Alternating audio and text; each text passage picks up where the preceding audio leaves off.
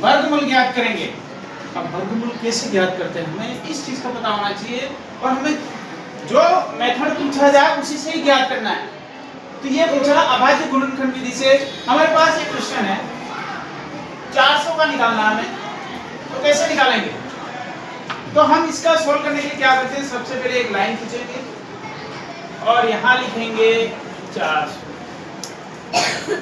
फिर हमें छोटी से छोटी संख्या का भाग लगाना। सबसे पहले 2 का लगाएंगे, फिर 3 का लगाएंगे, फिर 4 का, ऐसे लगाते जाएंगे, परंतु 2 का पूरा पूरा चला जाए, जब तक जाता है तब तक 2 का लगाते जाएंगे। देखो कैसे करते हैं।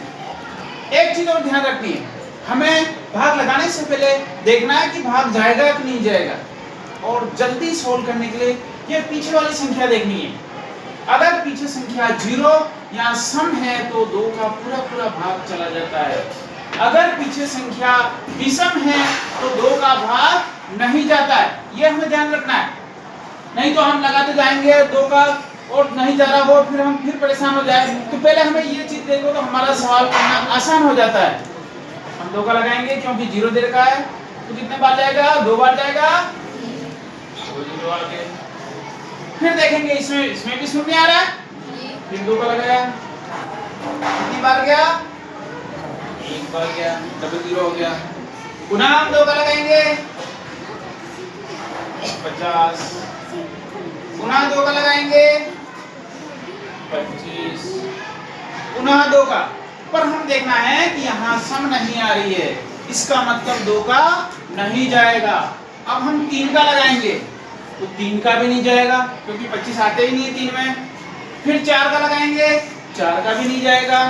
अब हम 5 का लगाएंगे, कितनी बार गया, 5 बार। फिर 5 का लगाएंगे तो 1 बार। अब इसके हम जोड़े बना देते हैं, 1 2 3 4, 1 2 3 और 4, 5 2 बार। अब देखो हम 2 के जोड़े बना देंगे और सभी जोड़े में से एक एक ले लेंगे। इसमें से लिया एक, इसमें से लिया एक और इसमें से एक लिया। फिर इसका गुणा कर देंगे, इसका इससे किया तो 10 आए, 10 का 2 से किया तो 20 आए, यानी 20 का वर्गमूल, इसका वर्गमूल कितना है, 20 है। इस प्रकार हम वर्गमूल निकालते हैं और ये सब आसान विधि है। सबसे पहले 2 का लगाएंगे, फिर 3 का लगाएंगे, फिर 4 का लगाएंगे, जब भी जाता है नेक्स्ट अगले का लगाते जाते हैं। इसी प्रकार हम अभाज्य गुणनखंड विधि से वर्गमूल ज्ञात करते हैं।